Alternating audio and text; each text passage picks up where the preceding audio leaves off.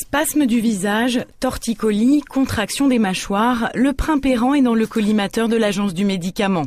En cause, des effets secondaires qui peuvent provoquer des troubles neurologiques. Vieux de 50 ans, ce traitement qui sert à combattre les nausées et les vomissements est régulièrement prescrit par les médecins, notamment les pédiatres. Car il est pratique, il existe en solution buvable et en suppositoire. Déjà déconseillé chez le nouveau-né, la contre-indication devrait désormais s'étendre aux adolescents. Ce sont des effets secondaires qui sont totalement ou partiellement réversibles, neurologiques, qui ressemblent de manière assez forte à une maladie de Parkinson.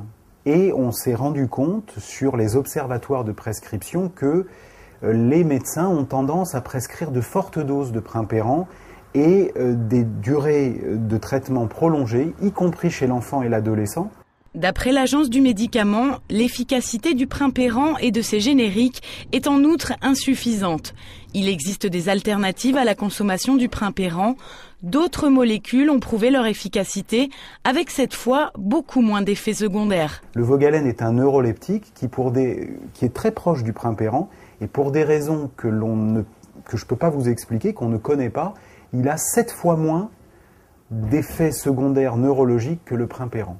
Donc ce qui va être conseillé aux pédiatres, c'est de se diriger vers ce médicament plutôt que celui sur lequel toutes les mises en garde sont publiées actuellement. L'Agence du médicament envisage également de déconseiller la prescription du Primperan chez les personnes âgées, car il favoriserait les effets neurologiques secondaires, mais aussi les risques cardiovasculaires.